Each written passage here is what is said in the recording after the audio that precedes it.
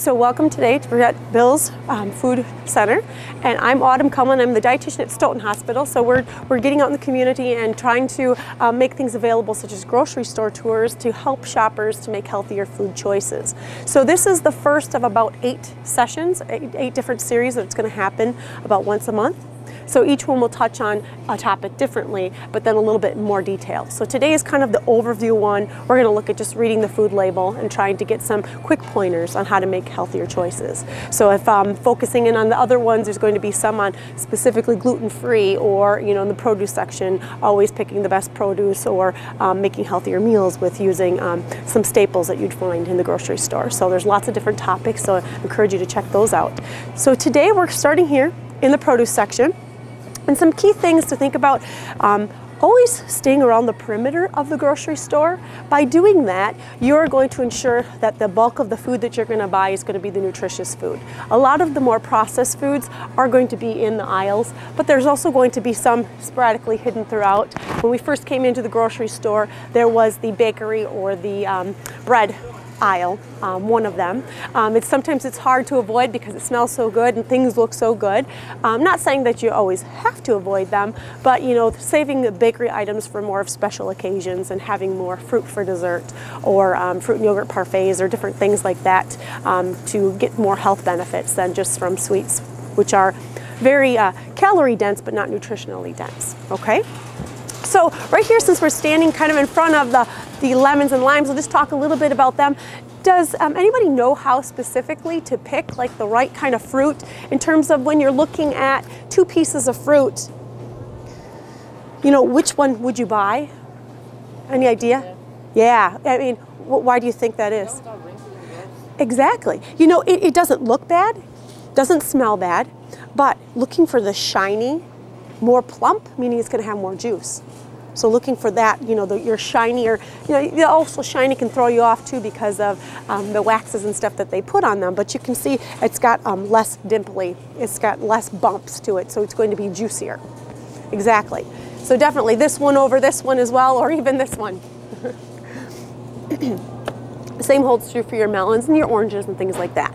When you're looking at like your cantaloupe and things that are more of your melons, making sure it has a nice scent to it, but then also right along the stem line, you want to be able to be a little palatable, but not, squishy that you could stick your thumb right through it, but knowing that it's ripe enough for you. Okay, good. So as I talked about, let's kind of go to the salad area and the rest of the produce, and we'll look at those. Over here we have a lot of your packaged salads, for example. Now these are wonderful when you're talking about convenience and having it quick at hand for you. Cost would be another factor of where you'd save a lot of money if you cut up the greens yourself, bought like the bag of the heads of romaine or kale or spinach and that type of thing, and did it that way. But for convenience, for busy lifestyles, to make sure that you're eating the right stuff, this stuff is very nice to have it available to us.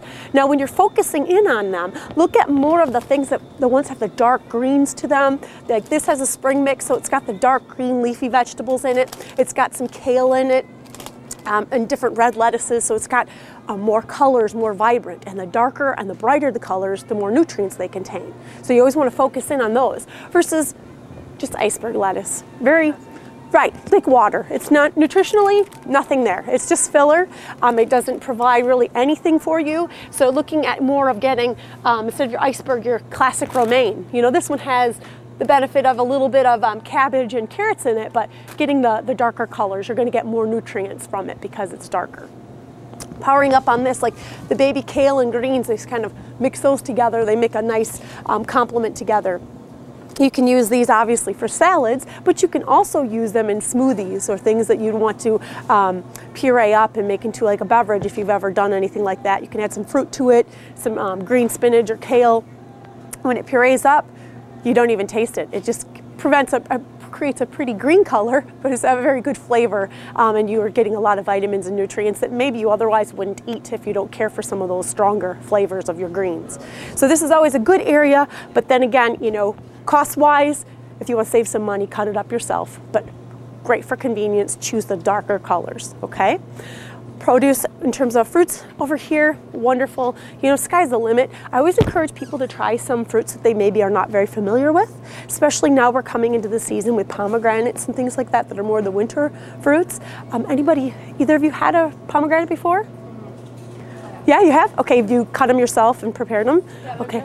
Yeah, they're very good. How about you, Shirley? Yes. Yes, okay, good. Yeah, and sometimes they're intimidating because they're kind of an ugly looking fruit. But when you cut them or score them and turn them and open them up, it's actually the seeds that you're eating. So it's like little pockets of seeds that have juice on them. So they're very flavorful. You can use them, add them. Some people like to eat them just plain, add them to yogurt, cereal, different things like that. I'm never sure how to choose one. How to choose one, yeah. And that's one of those other ones. You want to make sure that the scent of it smells good. It's not too squishy, but it's got a little palatability to it. And most of them, most often, because they're a little bit harder to look at, you want the shinier again, to be a little bit more plump versus more shriveled. So choosing more of those. But that's a really great fruit. Cutting it up, and then also people get a little intimidated because how do you eat it? You know, once you cut it, if you rinse it in cool running water with a bowl, those white membranes will float to the top and the seeds will sink. So it's pretty easy then to prepare. So it makes it an easier and a little bit less intimidating. So again, a lot of the different fruits and vegetables to choose from over here. We've got, you know, peppers and cucumbers, a lot of them that are ready to eat. You know, just wash them and cut them up. These are great if you have children. Children like things that are crunchy. And if you're having difficulty getting your children involved in eating more fruits and vegetables, take them to the grocery store with you. Studies show that they are more apt to eat them if they're involved and participate in the purchase and the making or preparation of them. So finding some things like cutting up some pepper strips or baby carrots, or now they've got the little baby carrots cut into coins, so they're great for dipping. Little baby cucumbers, so lots of things that way. The little pea pods, the different things that are easier to eat, and children like that crunch. And if it helps to serve it with a low-fat or a light dip to get them to eat more vegetables and fruits, then please do that. But again, sky's the limit. You're going to save a lot more money if you cut up your own celery than if you buy it already cut up. Same as with the pineapple. You've seen them in the big tubs where they look gorgeous and they're ready to eat, but you're paying a lot more money than if you prepare it yourself and cut it up at home. Okay, any other questions about the produce area? Nope, okay, just encouraging you, filling the majority of your cart with the produce. Okay, so now we're gonna head over to the next perimeter of the store.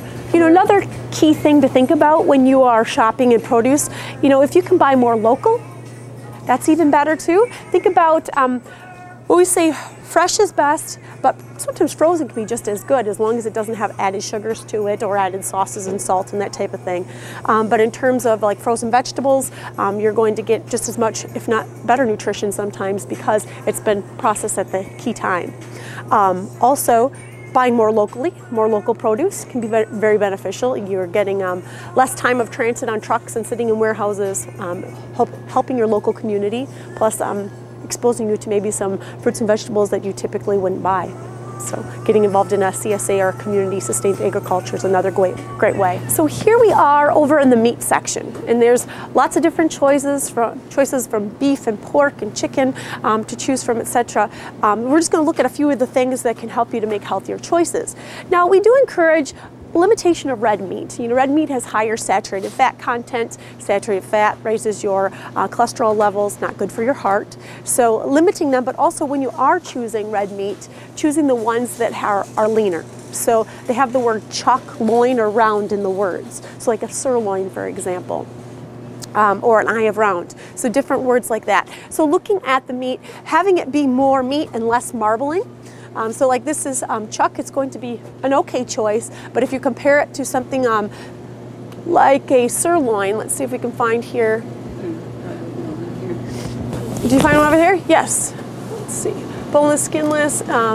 This is a beef around, so you can see there's less marbling in some of these than in, there we go, thank you. All right, here. So looking at that sirloin compared to, you know, the eye steak, much less marbling in there even being a better choice. It's going to be a leaner cut. So trimming as much visible fat as you can, but then also using cooking methods that have less fat preparation-wise. So looking at grilling, broiling, baking, you know, different types of meats that way, like your fish or your chicken, you're baking that, but grilling, broiling your steak, that type of thing. So getting a majority of that fat off of there so that you're not consuming it. The only thing about not having the fat is you lose the flavor. Sometimes you can lose a little bit of the flavor. Fat does provide some of the flavor, that's true. But it's not going to lose all of it, so you definitely, but it would be a more health conscious choice to grill it or broil it, or start off with a lower fat version would be good. When you're looking at chicken, for example, I see that over here. Boneless, skinless chicken breasts are going to be probably your healthiest choice. It's going to be the white meat versus the dark meat, so it's going to be a healthier cut. But then also looking at frozen is fine, but you have to watch for the salt solutions, the preservatives that they put in there. And sometimes you will find it in the fresh as well, so you just have to really read those food labels, which is again the focus of today. I'm just going to focus in on this one, you know, as its name says, just bare, hand trimmed, boneless, skinless. So if we look at the ingredient list on the back, all natural chicken breast meat, gluten-free. So they haven't jazzed it up with any extra salt, sodium to preserve it. You're buying chicken, you're getting chicken. So that's good. When you're comparing it to something else, let's see, a peek at this one down here. This one might be an exception.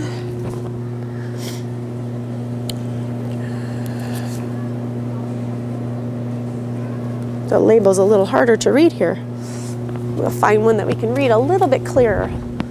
Let's see. They're pretty good here about sticking with a certain meat brand here. So let's look at this one. So this one didn't say the bear on it.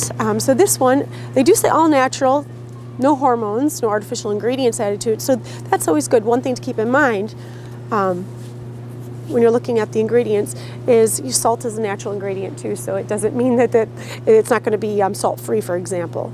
Gluten-free, which is good, which most meats will be, unless they've got some kind of a breading in there. Now this one, again, they're not completely showing labels on them, but a lot of them will say a certain percentage. This one's up to 4% retained water, so it's going to shrink a lot more than your 1% over there. But most of them, regulations with USDA and the FDA are different depending on who regulates meat, so they aren't always required to put all the information on the label, which is unfortunate. So sometimes we have to be little detectives and try to search it out a little clearer for ourselves. Yes, the white meat is going to be the better choice. It's going to be leaner. It's going to have less fat. It's going to have less saturated fat. It's going to be a better choice. So yes, more of your white meat versus your dark meat. Yep. So again, looking at that, we're going to see it more evident in the frozen with the water solution added to it. Okay, so we can look at that when we get over there. Here we go. So it does say boneless, skinless. And here's where you're going to see the chicken breast, water, and salt, and glucose solids added to it. So it's got more than just chicken. Okay, so it's going to have this. So you compare the sodium content, 740 milligrams in one chicken breast here compared to what was over there, and that one probably, I think it was 100 something, so a lot less. So you're getting that salt solution when you're using the frozen. So it's okay to use frozen, you just want to make sure you're getting one that doesn't have that extra salt solution. Or buy extra and freeze it yourself, you know, if you have like a vacuum sealer, like a food saver or something like that.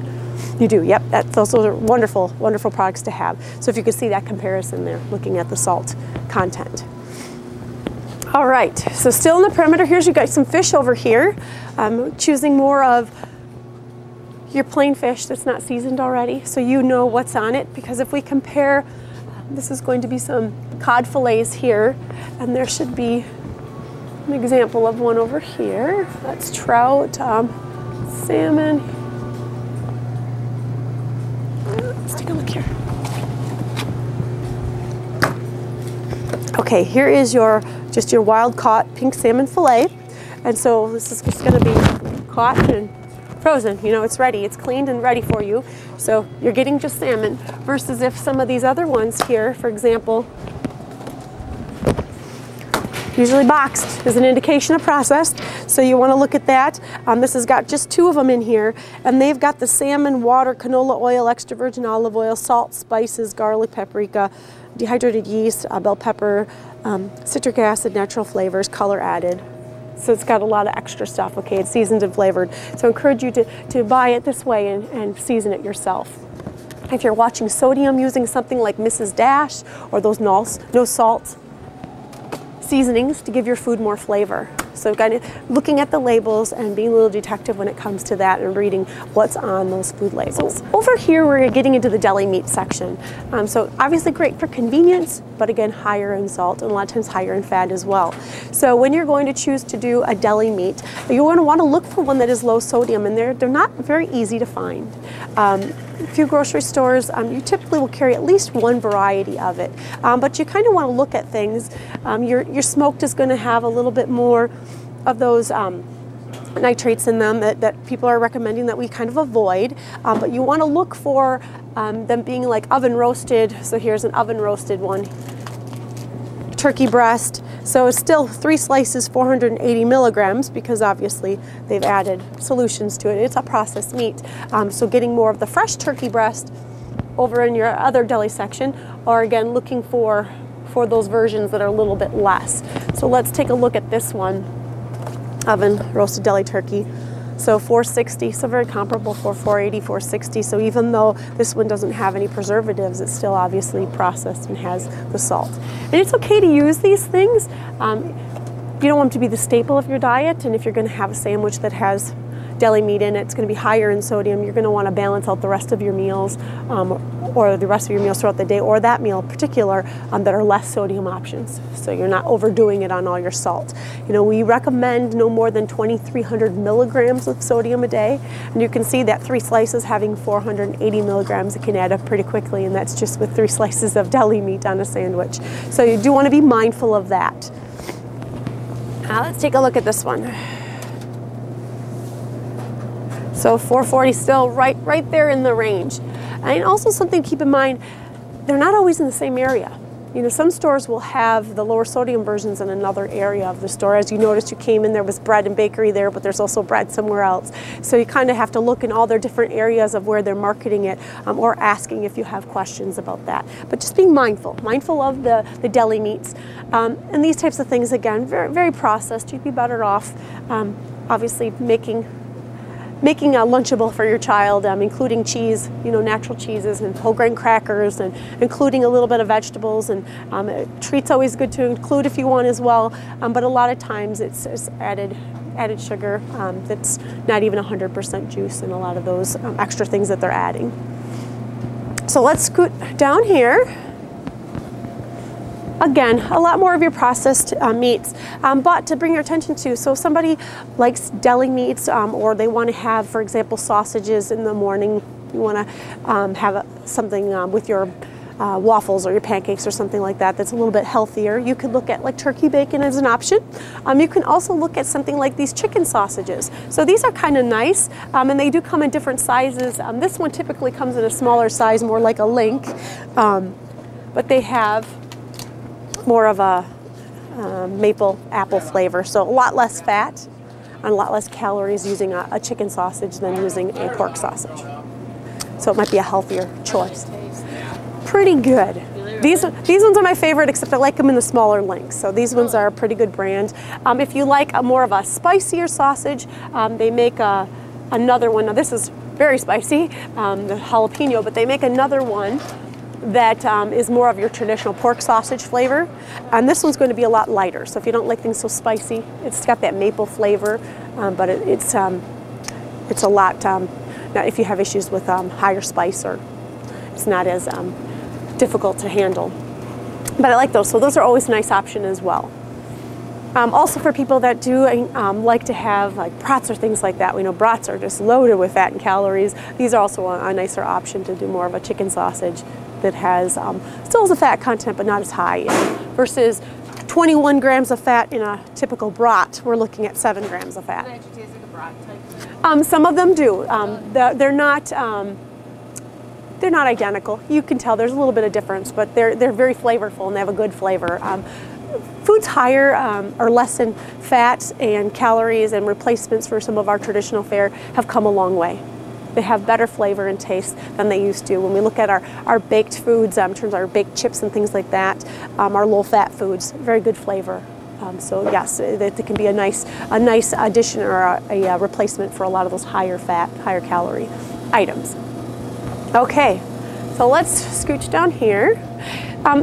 Talking about money saving too, these are great. They're higher in salt unless you get like just the grilled one, a little bit higher, but you're going to be better off, buying your chicken, cutting it up, and freezing it in your little portions. You're going to spend a lot more money. $3.09 for what looks like 3 ounces. So a cup. It's really a very small amount here.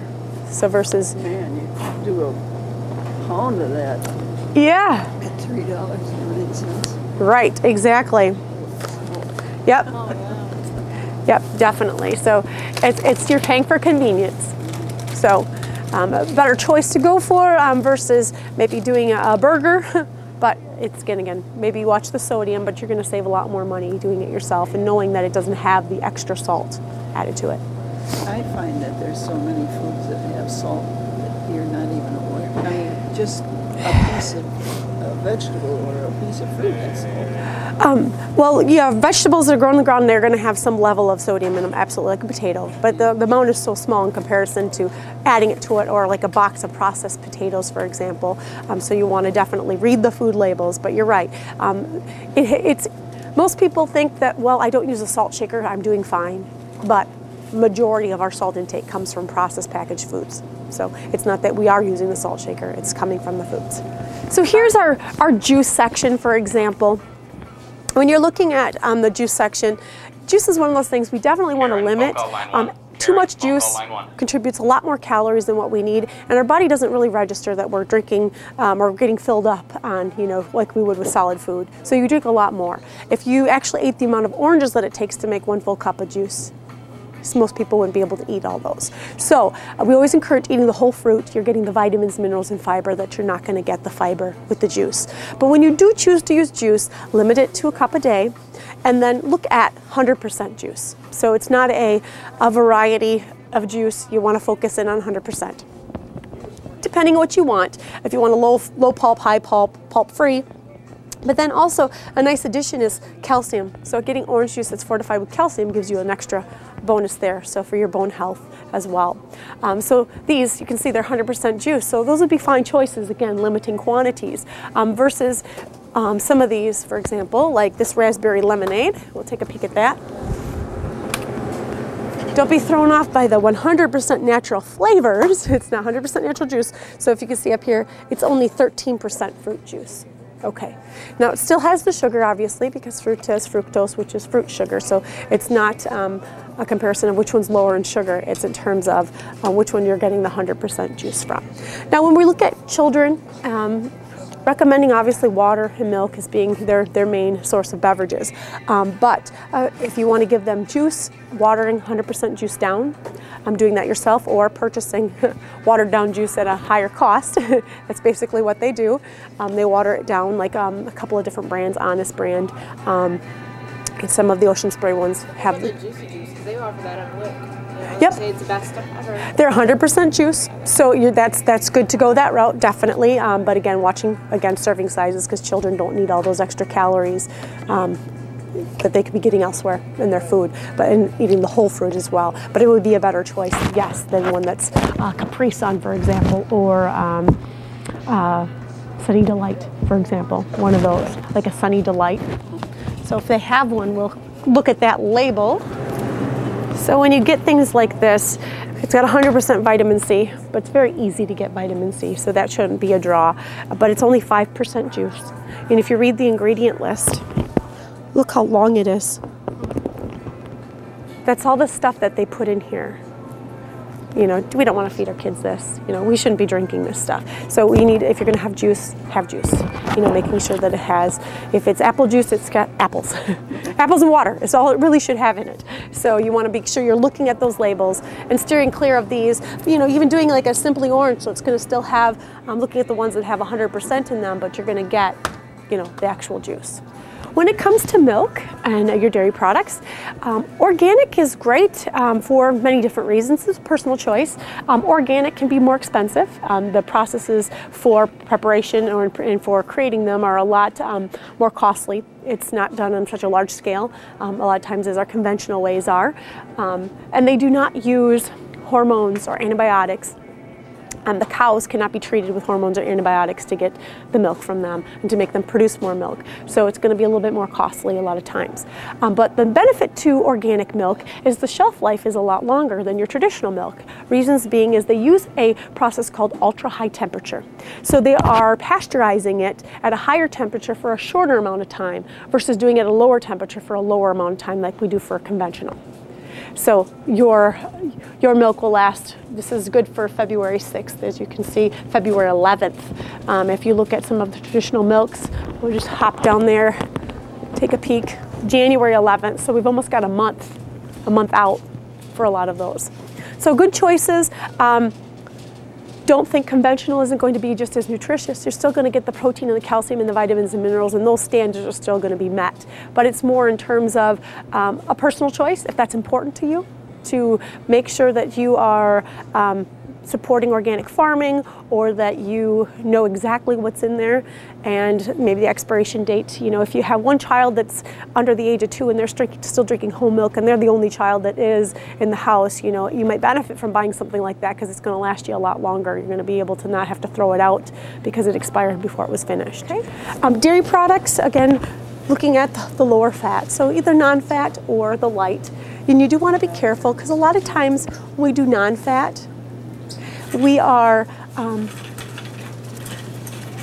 again, not losing out on our protein in a lot of areas, but you do have to be careful when they go from a regular fat or a lower fat to a fat-free.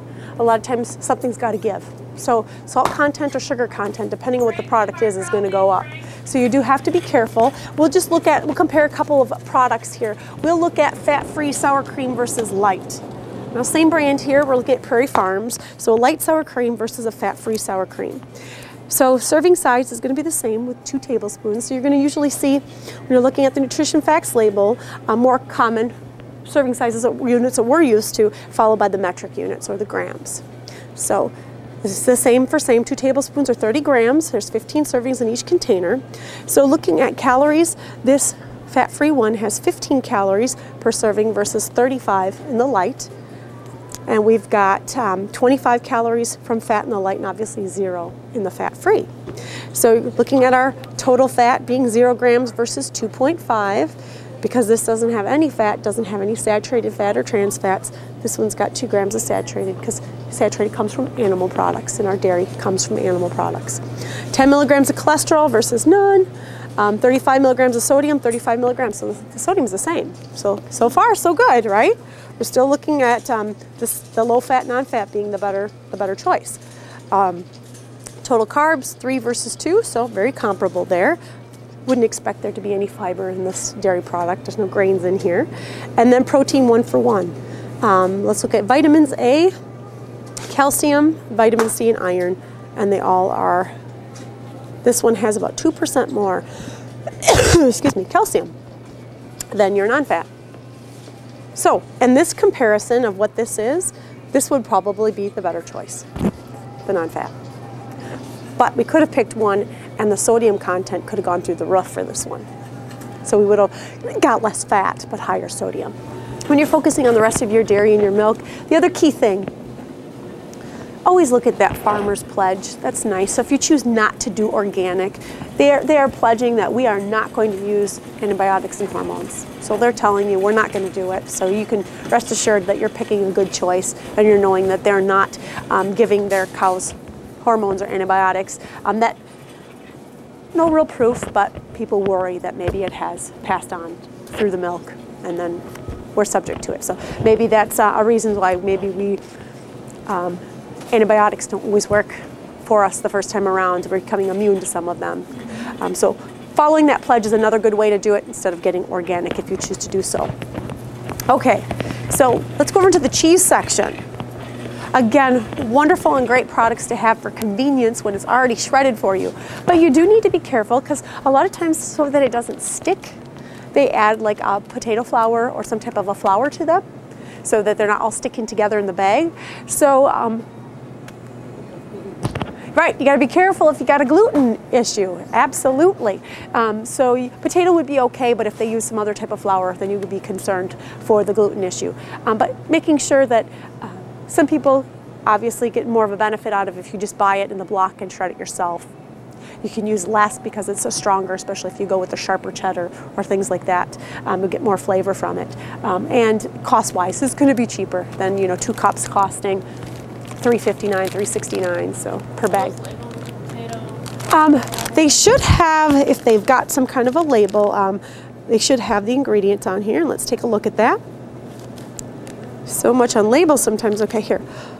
Part skim mozzarella cheese, cheddar cheese, salt enzymes, vegetable color, smoked provolone cheese, non-smoked sharp provolone, potato starch. And then it's also got powdered cellulose, again, to prevent caking or sticking together. So yes, it should be on the label, especially for people that have to watch for certain things in there. Because on Friday, I went to some nutritionist at UU, and I'm on the SPODMAP diet thingy, so I have to like read every little thing now. Sure, exactly, so you want to be aware. Check everything, every ingredient is ridiculous. Yes, and yep, and you have to read everything because you almost have to disregard the pretty picture on the front. Go right to the ingredient list. What's in here? She said I can do like sharp cheddar, basically, like a block of it. I can do 1 ounce of it, and then that's about it. The whole day, I'm like, oh. Okay. Yep. It's pretty strict, but I'm really curious and stuff. Right, and it's really key for you to follow and really read those food labels and the ingredients. And everybody should be reading the ingredients so you know what you're consuming. But yes, looking for those key things. If you were had other issues there, needed to make sure it's not included in a certain product, you want to read those labels. Very good questions. Okay, so here's your block cheeses. So again, these are going to be more of your natural cheeses. Your mozzarellas, are going to be lower in fat, for example, than blue cheese. So you're going to want to choose more of those types of cheeses. Also, looking at a sharp cheddar is going to be allowing you to use less because it has much more stronger flavor than if you use just a regular cheddar. So when you're baking and things like that and you're cooking, go for more of the stronger cheese. It'll allow you to use less. So in choosing these over the processed cheeses, so they're going to have a lot of extra fat, a lot of extra salt, they are processed, a lot of more ingredients when you look at your cheese, made from pasteurized milk, salt, enzymes, and Amato, which is the color here, versus when we're looking at American cheese, we've got about 15 ingredients on that list. So it's processed, plus high in sodium. One slice having 210 milligrams of sodium. Now we know cheese has high sodium content, but at least you know there's a lot more natural ingredients coming out of there. Again, still staying around the perimeter of your store here. Here's where you're going to hit all your yogurts, and you can see sky's the limit. I mean, a lot of grocery stores have lots of options. I mean, look at all these options here to choose from. So looking at different yogurts, you want to think about what are my needs. So the key thing for some people, if they're diabetic, they're going to want to use one that uses a non-nutritive sweetener or an artificial sweetener if they want to have it sweetened so that they're not using the extra sugar content there. So they're going to want to go with a light, let's do just a light. Yes, they are. They're probably harder. They're probably harder to get back in. There we go. Okay. So this one is using isoflame, which is another non-nutritive artificial sweetener, but it's not using aspartame. So some people have issues, they get migraine headaches from aspartame, they have some issues tolerating aspartame, so they've changed it now, they're not using that in this particular brand. But for this individual that would choose this, they'd only be consuming 16 grams of carbohydrate versus if they did the original version of it, let's see, they're pretty similar in terms of their content. This one has 33 grams of carbohydrate. So if they're watching their carbohydrate intake and trying to balance that out with being diabetic, the 15, 16 is a lot less than 33. They're going to not spend all their carbohydrate on just one little product. So that's... Yep, so you have to do a soy yogurt or, yep, a lactose-free yogurt. Yep, and those are nice options as well to have those available. We've had some clients that had newborn babies, and they were nursing them and had issues with the babies not tolerating lactose in their diet, and so they had to kind of go into some soy products and using some lactose-free versions so that they could still enjoy yogurt or get in some calcium and dairy but not bring in the extra lactose. So good. So when you're looking at, again, the yogurt, so look at what your needs are. Do you need to watch your sugar content, your carbohydrates for the diabetes? For children, you know, I love these things. Chobani introducing the Greek yogurt. The best thing about Greek yogurt is it has higher protein content and higher calcium content in some cases, but mainly the protein, because they use a triple straining process. So it retains a lot more of the protein than in your traditional yogurt. So this is just a strawberry Greek yogurt, and we'll compare it to a Yoplait original strawberry. So 5 grams of protein in this 6 ounce of yogurt, and this is a little 2 ounce tube of yogurt, and it has 5 grams of protein. So really great, easy to consume, throw in lunches, children, yourself, easy to consume. So Greek yogurt is a wonderful food out there. Very good. It's more custard-like. If you like thicker versus runnier, it's a wonderful product. And there's many different ones, so if you try one that you're not so keen about, don't give up on it, try another one, because the brands all vary a little bit. I found some that I love and found some that I just don't care for that flavor of them. I see they got the Greek and then they got the Oikos. Yep, Oikos is a very good one as well. Sugar content, you got to be watchful of a little bit more with that one. But in terms of the original, they do have the non-fat ones as well. And the original Greek ones. So the original Greek are going to have a little bit higher fat content in them. They're going to be higher in saturated fat, not a ton. It's a smaller portion too, but it's not, if you're looking for completely fat-free, you're going to want to look at the non-fat one of that. But that's a great one. Yoplait does have an all-natural one that comes in the tubes. I don't see it out here today, but there is one that's more of in a white package. So that'd be a good choice. Those are more of your organic ones or your whole milk ones for your babies and toddlers over there. But Oikos, as I was mentioning, so this is your traditional. So we're looking at like a traditional strawberry. So this one has 150 calories for this 5 ounce container. It's about filled to here. So there's 4 grams of fat or 2.5 grams of saturated. Now when we compare that to our Oikos or our Greek that is fruit on the bottom or non-fat, let's find that one. There's pomegranate. Again, not every store carries every flavor, but we just have to look a little bit. Okay, here it is. Here's a fruit on the bottom, strawberry, 0% fat. So we were just looking at this traditional one, having 150 calories and 4 grams of fat. Well, here's the non-fat Greek one. It has 120 calories and 0 grams of fat.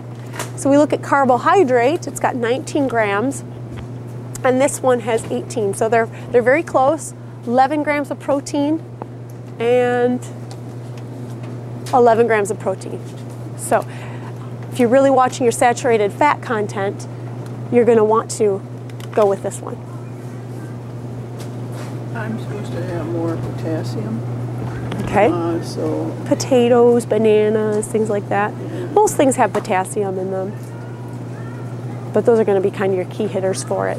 And I don't believe it's even mentioned on here. No, it wouldn't be listed on here as one of the key ingredients. But lots of different flavors. Chobani is a really good one, as well as the Oikos. So again, looking at the non-fat ones or fruit on the bottom versus the regular ones. But the nice thing about them, these don't have the artificial sweeteners in it. So you're going to get less carbohydrates than the ones over there, or very similar as the ones that do have the artificial sweetener in it, because it's a Greek yogurt. So that could be good for diabetics as well. And this is a great price right now. They're usually $1 a piece, so yeah, kind of pricey. So again, a lot of them are coming out with their own different brands. And you had mentioned lactose-free ones as being available as well. So that's right, looking for that brand out there. Excuse us. In baking or cooking, or if you're doing parfaits, buying them in the bigger containers, you're going to be able to make them go a lot further. A lot cheaper. As you can see, $3 for the whole thing versus $3 for 3 over there. So it'll go a lot further for some of those. And they do have the Greek available in those bigger containers as well. Now the non-fat plain one, that one's kind of a great one. You can use this with baking, but it also can be used as sour cream. So you can get that extra benefit of the protein, 22 grams of protein in a cup. Obviously, you're not going to put that on a baked potato, but still going to get a little bit more protein than in your traditional sour cream, and a better choice. So we recommend avoiding margarines. Now, margarines are factory made. They have trans fats in them, and what trans fats is they have hydrogenated oils and trans fats that clog arteries and increase your risk of heart disease. So we recommend using a trans fat-free margarine, or a spread such as like a Brummel and Brown that's made with yogurt, or Earth Balance over there, so another buttery spread that doesn't have the trans fats in them. Yep, Brummel Brown, good. Yep, Smart Balance is another good one out there, versus looking at your traditional margarines that are going to have your trans fats in them, 1.5 grams of trans fats, and we want to keep that as close to 0 as possible. Butter is going to be, in terms of having less artificial things in it, butter is going to be the better choice in that case. But again, saturated fat content can raise heart disease risk. The crockery one? Yeah, she loves that. Yeah, and if it's the original, it's going to have the trans fats in it. Let's take a look at it. We'll look at the ingredient list. So we're looking for, okay, what they've done is they're not using any hydrogenated oil, so it doesn't have any trans fats, so that's good. But they do contain palm oil and palm kernel oil. Now those are the two plant-based oils, the only two plant-based oils that have trans fats in them, or saturated fats I should say, but also if in the amount that the serving is, if it's less than 0.5, they can still say 0. Okay, so let's see, it says it has 4, 5, 6, 7.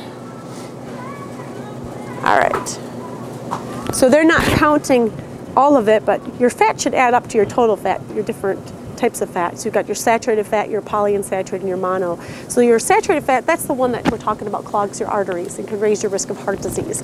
So you want that as low as possible. Polyunsaturated, and again, the saturated is from animal sources, okay? Butter, that type of thing, milk. Now we're looking at polyunsaturated, that's a mix of those vegetable oils. So it's going to be your corn, sunflower, safflower, those vegetable oils. So they do have protect your HDL level, which is your good cholesterol level, but they also tend to lower your LDL level a little bit. Now, saturated fat brings up that LDL level, raises it. So polyunsaturated is kind of that neutralizer, it kind of does a little bit of both. Monounsaturated, like your olive oil and your canola oil, that's your gold standard. That one is going to be the one that protects that HDL level, but it also lowers the bad cholesterol. So it's best to have your fats being the monounsaturated, your peanut oil, your canola oil, your olive oil as being your main oil source over your vegetable oils like corn oil or sunflower, safflower oil. Eggs, some new recommendations out there with eggs. American Heart Association now says you can enjoy up to 1 whole egg a day or 7 in a week. It used to be 3 in a week. So that's good news considering we know that eggs have been kind of got the downfall sometimes because the yolk is where all the cholesterol is and the question of raising heart disease risk. But found with a healthy diet, no more than 7 whole eggs a week seems to be American Heart Association saying that's okay. Produce and your frozen vegetables, again, we mentioned it being good choices. Again, looking at the label and making sure that it doesn't have that extra salt or sauces added to it. That if it's steamed broccoli, thank you very much, that it actually is steamed broccoli. All right. So recommending, these are convenience things, but they're going to be so high in sodium, they're not always recommended. So making a little bit more of your other dishes and portioning them out and freezing them is going to be your better option. So we'll kind of scooch on from here. If you want to do things like fries, instead of deep frying fries, doing things like baked fries. So oven baked fries, a lot of these use olive oil, canola oil, that type of thing. And in proper portions, when you bake them in the oven, they're not going to be high in the saturated fat content. They're going to be better choices. Here's our soda oil aisle, as well as the chips and salty snacks. You know, every once in a while kind of things. If you're going to do salty snacks, that type of thing, look for the baked, those types of words. Finding that they're not deep fried, be better choices if they're baked, for example. Soda, that type of thing. Obviously water we're encouraging, but then also there are some beverages like Powerades and Gatorades and those vitamin waters that have kind of been pushed out there now, and people think, oh, well, that's a better choice for me. You know, really need to read those labels because they're going to have higher salt content. You know, your Powerades and your Gatorades, they were invented, like Gatorade, for the Florida Gators, so for athletes that were exercising, practicing football out in the heat, and they need to replenish those electrolytes. So that's why that beverage is high in sodium and potassium and chloride and all those, so they get replenished of their electrolytes. So the average person doesn't need that unless you're exercising, you know, moderately to heavily over the course of at least an hour or more. So staying clear of those unless you really need them. Little League doesn't need them. They'd be better off having water. But then also, those vitamin waters or those different things, they have the extra sodium and different things added to them. And sometimes people think, well, if a little bit of a B vitamin or a certain nutrient is good, then a lot must be even better, and that's not necessarily the case. So you want to make sure that you consume no more than 100% the RDA of a lot of those vitamins, but not necessarily getting it in your water. You're spending a lot of money on vitamins that you're not necessarily utilizing. So you'd be better off drinking regular water. Some people flavor their water with taking a pitcher and put cucumber slices in it or lemon slices, or finding more natural ways to give your water a little change of flavor. Again, with children, if you have little ones that are eating baby food, the best is always to make your own. But if you choose not to and want to use the convenience of these, you know, always looking at what's in the ingredient and making sure that if it says it's sweet potatoes, that and water should be all it really is. So this has sweet potatoes, water, and vitamin C. So that's okay. Some of them used to have salt added to them because moms and dads would try them, and if it tasted good to mom and dad, then they would buy it. So most of them are really good and don't have them in there anymore, but it's easy to make your own if you need to. And so we always recommend people to try to make your own and use these kind of as staples in your for travel or for convenience when you have other people watching your children. It's nice to have those things on hand. We'll kind of take a look at two pastas here. We're going to look at a regular spaghetti. Let's look at a thin spaghetti here. And we'll grab another thin spaghetti. All right, so we've got two brands of thin spaghetti. So you notice there's a little color variation there. Okay, this one says it's got whole grain, and this one's just regular. So when we talk about regular, we mean it's the refined white flour. So we'll take a look at the ingredient list. So this has semolina wheat durum flour, which is wheat. Got some vitamins and minerals added back in here. And when we look at the whole grain one, we've got whole grain durum wheat flour, the semolina wheat and the durum wheat. So this one has got the whole grain in it. So it didn't just say contains whole grains. It actually has whole grain. What that means is it has the three components of a grain. It's got the hard outer layer, which is the bran, which is where all the fiber is of the wheat kernel. It still has the germ, which is the fat of the seed, which is all of the B vitamins are in there. And then it has the endosperm, which is the white starchy part. So instead of refining it and just having the white starchy part, we've got all three parts still intact. And that's what you want, the whole grain.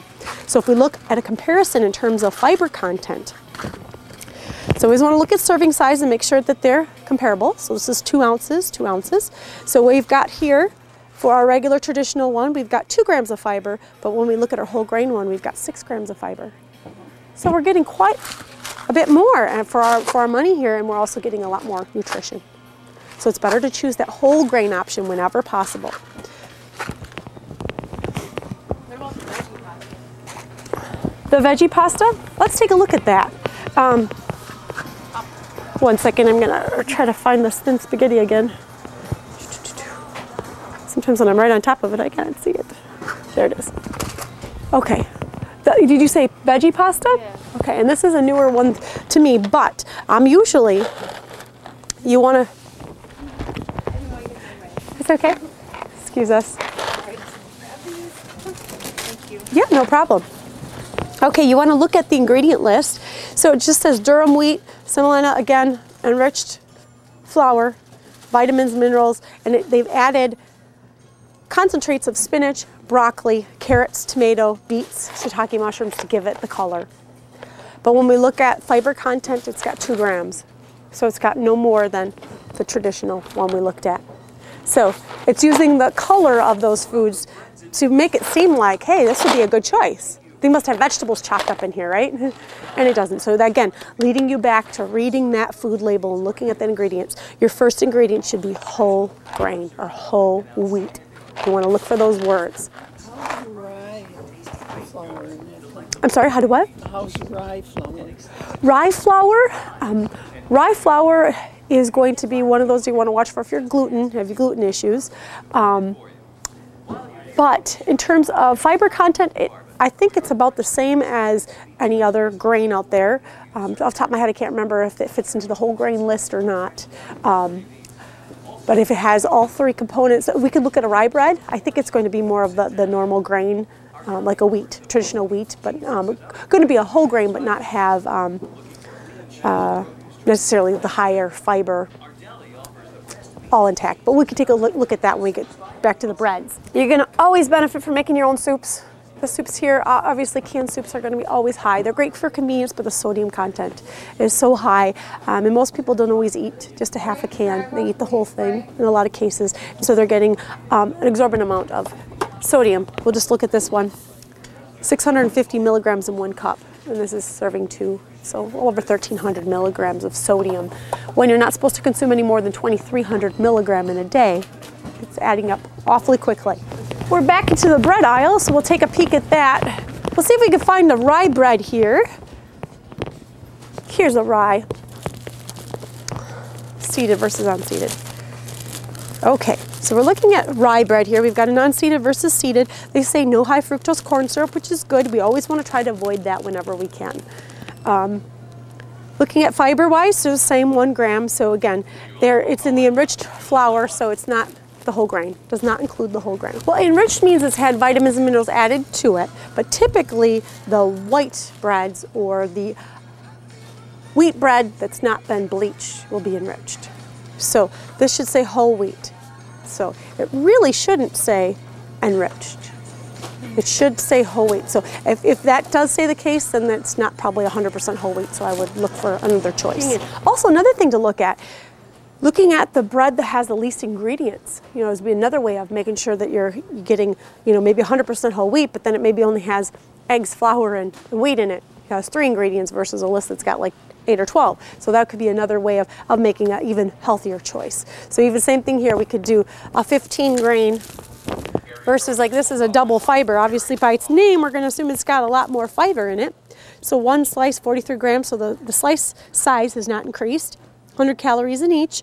This whole grain one has 6 grams of fiber, and this one has 4.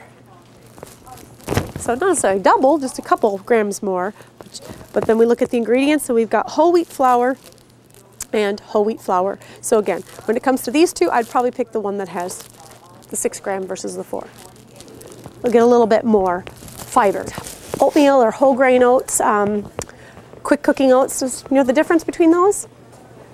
No? Okay. So basically, when you're looking at your quick cooking oats or your whole grain oats, your quick cooking oats, they're more processed. So they allow you just to add water and use a little bit of heat, and you're able to get them softened up and eat them and consume them. When we're looking at your old-fashioned oats or your like steel-cut oats aren't flattened, so they look more beady-like.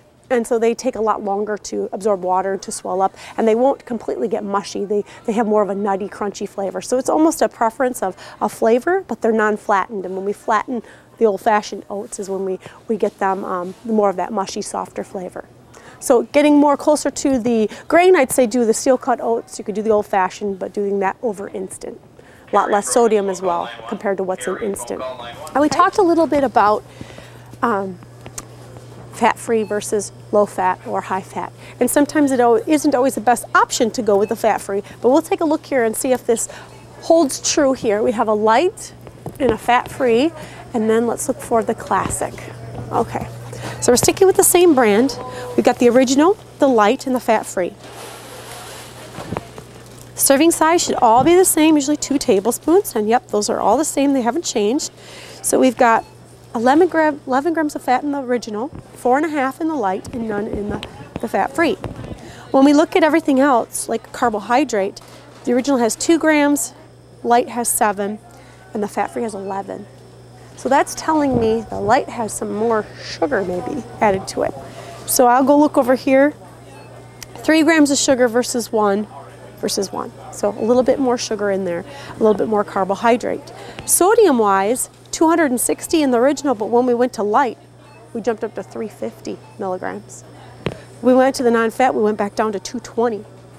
So in terms of less fat, less sodium, the non-fat actually was okay in this case. But when we're looking at diabetic and carbohydrate, we've got 11 grams versus 2 or 7. So it's like, what do you have to focus in on what you need to watch for. So if you're diabetic, you're going to want to probably watch on the sugar content, the total carbohydrate content. If you're watching your sodium, you're going to want to go with this one. So you kind of have to look at all those labels. You know, the information is there. You just have to read them. So the what? And know what they mean, exactly. And so the other thing is, you may say, yeah, well, I know this has a lot less fat in it and sodium, but you know, maybe I can't pronounce half of the things on the ingredient list, and that kind of scares me, so I'm going to maybe go with this one, and I'm just going to use less. So you have to kind of make that personal choice and looking with things that have less. Now, when we get away from more of our traditional brand names that we're familiar with, let's look at something. I want to just show you some other dressings that are available out there that might be better choices. And now, typically, the downside to it isn't always going to be in the regular aisle. You have to find them in the health food aisle, for example. But it looks like there's a couple up here. So here's some home style ones, and we look at, you know, no glutens in them, shake them well. So they've got a little bit of a longer list, but you can identify every single ingredient in here. We've got dried dill, canola oil, egg yolks, sugar, garlic puree, vinegar. So, you know, looking at the vinaigrette, this is going to be higher in fat because it's more of a cream based. So you're going to be using the eggs and that type of thing in it. Versus a vinaigrette as being a better choice. So this has got sugar, water, red wine vinegar, canola oil, spices, vitamin E added to it, and vitamin C. So a blush wine vinaigrette. So it's got the fat content, but it's because we're using the main source is oil. So we're going to use less of it, but it's going to be a better choice. Overall, looking at sodium, sodium in this one is still high, 420, but there's some such as, think of that other brand, there's another brand out there, they have like 43 milligrams of sodium, so they're a lot less, and it must be in the health food aisle because I'm not seeing them up there at the top. But reading again those food labels and focusing in on the salt content of them, the fat content. You know, if you're going to use more of an oil-based one, you're going to have more of the good fats, less of the saturated fats that you'd find like when the ones that use dairy products to make them creamy. You always look for 100% juice, so it's in its own juice or canned in 100% juice versus having the heavy syrup or the light syrup in them. The other thing is if you're diabetic, you're going to want the ones that say sugar-free, and they do make that variations as well. Or get these and just drain them off. When you're looking at the applesauce, make sure it's got the apples in the water and maybe vitamin C, but not much more added to it. So reading those food labels, again, very important. We talked about the canned. Again, you're going to get more nutrition out of frozen in terms of less sodium content, and just as much as if it was fresh, and sometimes even better, but this more being your last resort of doing the canned. If you do choose to do canned vegetables, try to get the no salt added. Okay. It's going to be a different flavor than what we're used to, obviously, for the canned. But if you can't do the no salt added and you get the original, put them in a strainer and rinse it with cool water and get most of that brine off of there. And then you can add a little bit more water and steam them after that. But you'll get a majority of that salty water off. And we're back. So any other nutrition questions about your label reading? It's a lot, and I do have a handout for you, and this is just that quick reference in terms of what we were looking at those, even those percent daily values, and we didn't touch too much on it, but that's that little column at the very end. And what that is if something is 20% or more, it means it's high in that nutrient. So for example, this says that it's 18% fat. So that's getting close to being high in fat. Versus if something is 5% or less, it's meaning it's low in that. So this is low in fiber, so that's not in this case necessarily a good thing, but if it was in terms of the sodium content and it says 20%, so you know it's high. Okay, so it shouldn't be more than 20. The 20% mean it's high in it. If it's 5% or less, mean it's low in it. Okay. So you want to look at that. And now that's based on a 2,000 calorie diet. Now everybody follows a 2,000 calorie diet. That's, you know, depends on your height and your weight and your needs. But all food labels are based on that. So when you see this information on the bottom, this never changes on the food label. This always stays the same, where they've got your based on your 2,000 calories, and that's where these daily values are based off of. So everybody's needs are just a little bit different, but it's a good guideline to keep you on track of knowing, okay, well, this says it's got 20% sodium. That is probably not a good choice. That's a high sodium product. So this handout just goes through each of them and talks about what makes it a low sodium, less than 140 milligrams of sodium per serving. It's high in it if it's 20%, and it's low if it's 5% or less. High fiber, you want to look for in your cereals and in your pastas, 3 or 4 grams of fiber or more. We talked about that a little bit. And focusing on those whole grains and making sure when it's the different fats that we're using, those heart healthy fats like the olive oil and the canola oil, that type of thing.